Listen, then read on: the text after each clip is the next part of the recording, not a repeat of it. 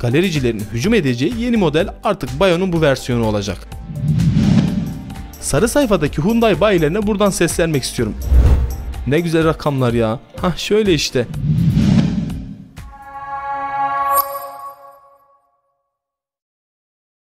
Herkese selamlar. Kasım ayının fiyat listelerini hazırlarken markaların sitelerine tek tek bakıyorum. Ve Hyundai'nin kendi resmi sitelerine girdiğimde Bayon'un fiyatlarına çok sevindim. Çünkü döviz kurunun artmasına rağmen Hyundai Bayon ya da Beyon'un %80'lik vergi dilimine geçen versiyonu yok. Tüm paketleriyle %50'lik vergi diliminde yer alıyor. Döviz kurunun artması diğer tüm markalara kaybettirirken sen kazanacaksın Bayon. Keşke senin de bazı problemlerin olmasaydı. Ne olurdu yani? Bayi showroomlarında bulunsaydın, üzerinde de daha güzel senin ihtiyaçlarını karşılayabilecek bir motor olsaydı, arkadan da biraz daha yakışıklı olsaydın ne olurdu yani? Ya Allah'ım, Bayon'un bu arkası nasıl bir şekil? Bayon'a her baktığımda Megane 2'nin balina kasası gözümün önüne geliyor. Arka tasarımını bir türlü sevemedim. Sizler ne düşünüyorsunuz? Ama ön tarafı, iç mekanın kullanışlılığı, konforu ve fiyatı Bayon'un diğer araçların önüne geçmesini sağlıyor. Haydi fiyatlara geçelim artık. Bayon, Hyundai markasının Kona'dan sonraki B SUV temsilcisi. Kona'nın altına konumlandırılmış olan Bayon, i20 ile aynı platformu kullanıyor. Bayon'un fiyat olarak giriş versiyonuna baktığımızda 1.4 litrelik 4 silindirli içten yanmalı MPI motor, 100 beygir güç, 134 Nm tork değerleri sunuyor.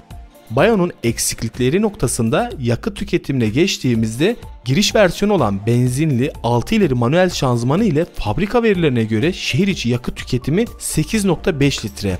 Şehir dışı yakıt kullanımı ise 6.5 litre. Adeta yakıtı içeceğinin haberini veriyor bizlere. 1132 kilogram ağırlığıyla sıfırdan 100 km/saat hıza 12.6 saniyede ulaşıyor.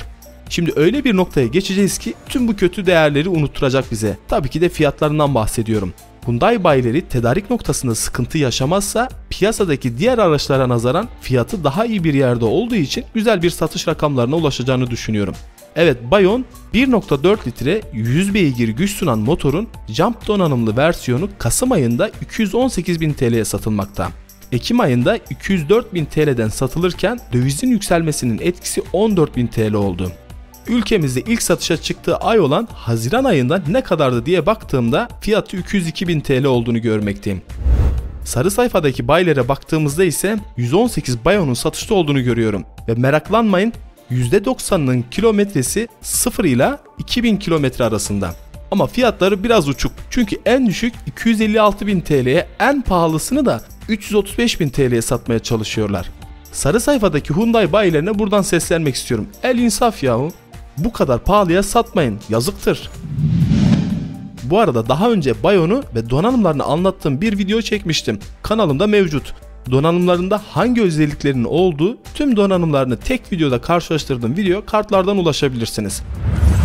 Bayon'un şu an satılan paketler arasında orta paket diye nitelendirebileceğimiz stil donanıma sahip Bayon, yine az önce bahsettiğimiz 1.4 litre 100 beygirlik MPI motoru üzerinde bulunduruyor. Ama otomatik şanzıman olduğu için teknik verileri biraz değişiyor. Bundan bahsedeyim.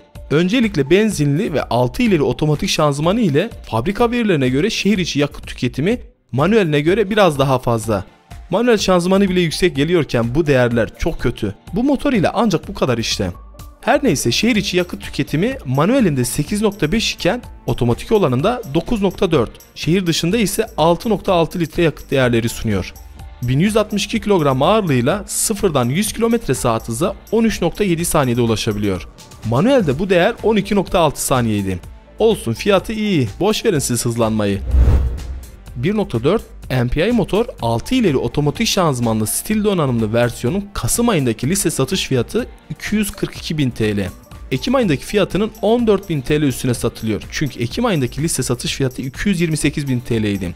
Haziran ayındaki fiyatına baktığımızda 223.400 TL'den satılmış. 5 aylık liste güncellemesi ile Haziran ayındaki Bayon 19.000 TL zamlanmış oldu. Ne güzel rakamlar ya. Şöyle işte.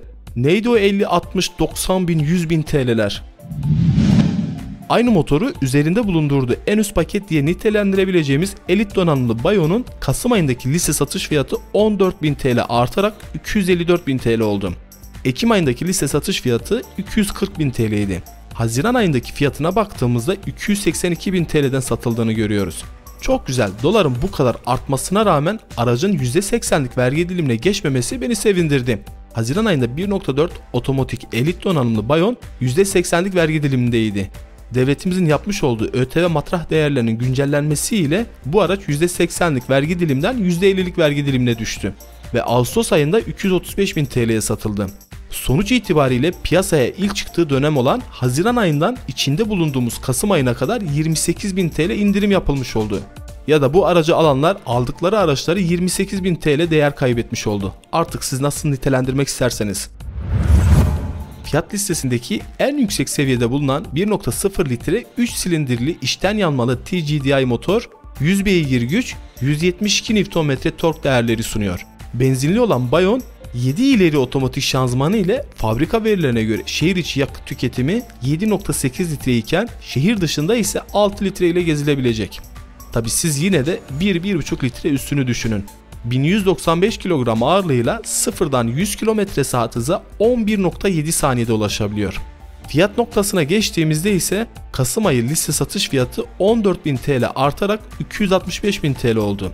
Ekim ayında ise 251.000 TL'ye satılıyordu. İlk satışa çıktığı dönem olan Haziran ayında liste satış fiyatı 296.000 TL idi. Tabi az önce bahsettiğim durum Bayon'un bu modeli için de geçerli. Ağustos ayında yapılan matrah düzenlemesiyle 246.000 TL'ye düştü. Totale baktığımızda Haziran ayından içinde bulunduğumuz Kasım ayına kadar geçen süreçte Bayon'un fiyatı 31.000 TL ucuzlamış oldu. Eğer bu şekilde devam ederse Bayon'un bu versiyonu önümüzdeki ay %80'lik vergi dilimine geçecek. Çünkü hesapladığımda ham fiyatının 149.915 TL olduğunu görüyorum ve 85 TL artışla sınır kabul edilen 150.000 TL'ye ulaşacak. Ham fiyatının 150.000 TL olması demek fiyatlandırmada %80'lik vergi dilimine geçmesi demek oluyor ve otomatikmen fiyatı 320.000 liraya çıkacak. Tabi döviz düşerse başka türlü bir senaryo olacaktır. Galericilerin hücum edeceği yeni model artık Bayon'un bu versiyonu olacak. Bayon ile ilgili söyleyeceklerim bu kadar. Videonun sonuna geldik. Kendinize iyi bakın. Tekrardan görüşmek üzere.